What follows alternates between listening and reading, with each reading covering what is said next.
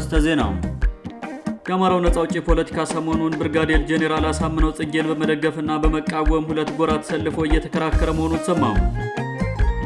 በኢትዮጵያ የተከሰተው ከፍተኛ የነዳጅ እጥረት የህዝቡን ማህበራዊና ኢኮኖሚያዊ ቀውስ ከቀን ወደ ቀን እያባባሰው መቀጠሉ ተገለጸ። ሰላም ጤና ይስጥልን ውድ አድማጭ ተመልካቾቻችን፣ በመከታተል ላይ የምትገኙት ጃኖ ቅማንት ሚዲያ ነው። አርዕስቶችን በማስቀደም የሰዓቱን ዜናዎቻችን ጀምረናል። ወደ ዝርዝሩ እናልፋለን። አብራችሁ ቆዩ።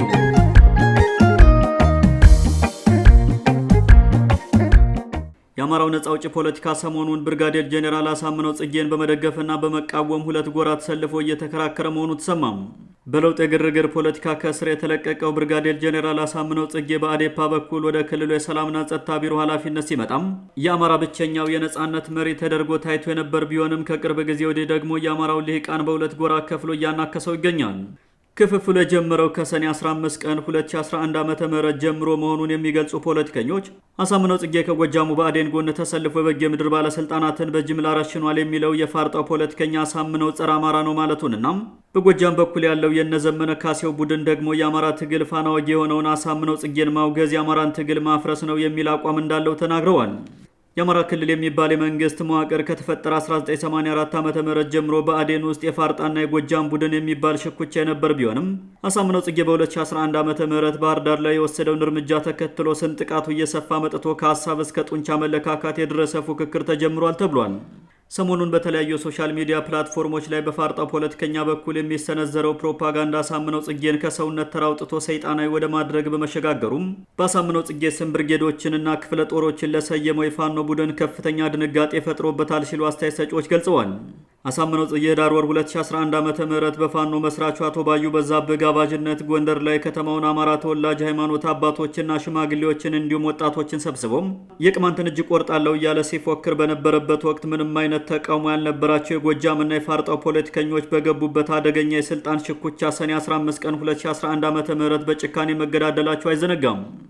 ከሰኔ 15ቱ ክስተት ቀደም ብሎ የጎጃሙን ፖለቲካ በግላጭ ሲመራው የነበረው ዘመነ ካሴም በማህበራዊ ሚዲያ የጀመርከውን የአምቻ ጋብቻና የጎጥ ስብስብ በአስቸኳይ አፍርስ፣ በርካታ ቢሮዎችና የኃላፊነት ቦታዎች በቤተ ዘመድና በማህበራዊ ትስስር እንደተያዙ ሁላችሁም ታውቃላችሁና ይህ አሰራር መፍረስ አለበት በማለት ለጋይንቴው ዶክተር አምባቸው መኮንን ቀጭን ትዕዛዝ አስተላልፎ ነበር። ይሁን እንጂ በመንደርና በጎጥ እየተጓተተ የመንግስት ተቋማትን የመውረር የረጅም ዘመናት ልምድ ያለውን የደቡብ ጎንደሩን የማፊያ ማህበር በወቅቱ ሲመራው የነበረው ዶክተር አምባቸው ችግሩን ከመፍታት ይልቅ የማህበሩን አባላት በዙሪያው መሰብሰቡን አጠናክሮ በመቀጠሉ ክፉኛ የተበሳጨው የአሳምነው ጽጌና የጎጃሙ ቡድን የሰኔ 15ቱን እርምጃ መውሰዱ በግልጽ ይታወቃል። በሰኔ 15ቱ እርምጃ በእጅ ወድቆለት የነበረውን የአማራ ክልል በትረ ስልጣን በሚያስቆጭ ሁኔታ የተነጠቀው የበጌ ምድሩ ማህበር በነደሳሌ አስራደና ደሳሌ ጣሰው በኩል ለማስመለስ እየጣረ ቢቆይም እነዚህንም በሞትና ከስልጣን በመነሳት ምክንያት በማጣቱ ከአማራነት ብሔርተኝነት ፕሮፓጋንዳ ወጥቶ የጎንደር ክልል ምስረታ ፖለቲካ ሲያጦዝ መክረሙ አይዘነጋም። የጎጃሙ ቡድን በበኩሉ ከበጌ ምድሩ ቡድን ወይንም በራሱ ቋንቋ ስኳድ ከተባለው ቡድን ጋር ምንም አይነት እርቅ ሊኖር እንደማይችል ድምዳሜ ላይ የደረሰ መሆኑን የገለጹልን የመረጃ ምንጮቻችን ዘመነ ካሴ በምንም መንገድ ቢሆን በፋኖ ስም የሚመሰረትን መዋቅር ከመምራት በቀር ሌላ ምርጫ የሌለው ለዚህ ነው ብለዋል። ሁለቱ ቡድኖች አሁን የደረሱበት ጡዘት ከሀሳብ ልዩነትና መዘላለፍ አልፈው በአፈሙዝ እስከ መፈላለግ ደርሷል የሚሉ ወገኖች ይህን ፉክክር በአሸናፊነት ለመወጣት የበጌ ምድሩ ማህበር በቀጥታ ከአብይ አህመድ ጋር የተሳሰረ ሲሆን የጎጃሙ ቡድን ደግሞ ከህወሓትና ከሻዕቢያ ጋር ህብረት ፈጥሮ እየሰራ ይገኛል ይላሉ።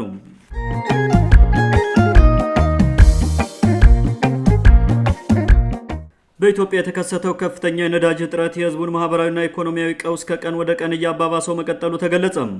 መንግስትም ችግሩን ለመቆጣጠር ከፍተኛ ርብርብ እያደረገ መሆኑን እየገለጸ ሲሆን በተግባር ግን ብዙም የተለወጠ ነገር እንደሌለና ሁኔታዎች ከቀን ወደ ቀን እየተወሳሰቡ መሆናቸው ተመላክቷል።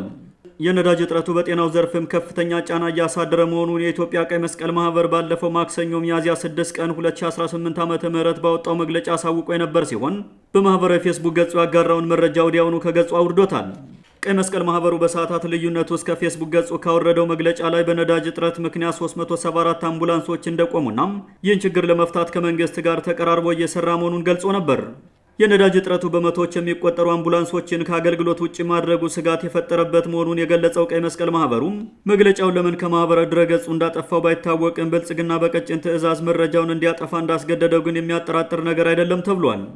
ቀይ መስቀል ማህበሩ በነዳጅ እጥረት ምክንያት 374 አምቡላንሶች ስራ አቁመዋል ብሎ በጠቀሰበት ሪፖርቱ ላይ 255ቱ ከትግራይ፣ 69ኙ ከኦሮሚያ፣ 31ዱ ከአማራ ክልል፣ 7ቱ ከማዕከላዊ ኢትዮጵያ፣ 6ቱ ከሲዳማ እንዲሁም 6ቱ ከአፋር ክልሎች መሆናቸውንና የሌሎች 6 ክልሎች ሪፖርት እንዳልደረሰው ገልጿል። ከተጠቀሱት ቁጥሮች መካከል 255ቱ ከትግራይ ክልል መሆናቸው ሰብአዊ አገልግሎት ለሚሰጡ አምቡላንሶች እንኳን ወደ ክልሉ ነዳጅ እንዳይገባ በሀገሪቱ መንግስት መከልከሉን በግልጽ ያመላክታል ተብሏል። ሀገሪቱ ውስጥ የተፈጠረውን ችግር የሚፈታ በቂ ነዳጅ ከጅቡቲ ወደ ኢትዮጵያ እየገባ ነው የሚሉ መረጃዎች መናፈስ ከጀመሩ ቢሰነባበቱም ከቀን ወደ ቀን በነዳጅ እጥረት ሳቢያ የትራንስፖርት ዋጋ ከመጨመር፣ የህገወጥ ንግድ ከመባባስና የኑሮ ውድነቱ ከማሻቀብ ውጭ እስካሁን የተለየ መሻሻል የለም። የነዳጅ እጥረቱ ምቹ ሁኔታ የፈጠረላቸው ህገወጥ ደላሎች፣ ሙሰኛ የመንግስት ባለስልጣናትና ስግብግብ ነጋዴዎች ለሳምንታት ተሰልፈው ከማደያ ነዳጅ ከሚቀዱ አሽከርካሪዎች ገንዘብ መሰብሰብ፣ ከታሪፍ በላይ መቅዳት፣ አንድ ተሽከርካሪ ከተፈቀደለት የነዳጅ መጠን በላይ ከማደያዎች ይዞ እንዲወጣ በማድረግ በህገወጥ መንገድ መሸጥና ተገልጋዩን ማንገላታት የዕለት ተዕለት ተግባር ማድረጋቸውን ቅሬታ አቅራቢዎች ይገልጻሉ።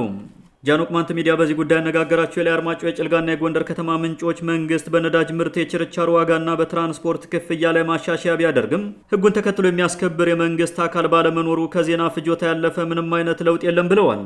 በተለይም ጠዋትና ማታ የሚንቀሳቀሱ ተሽከርካሪዎች ከቦታ ቦታ ለመንቀሳቀስ ቀን ሲከፈል ከዋለው ታሪፍ በላይ ተገልጋዩን በእጥፍ እንደሚያስከፍሉ የመረጃ ምንጮቻችን ጠቁመዋል።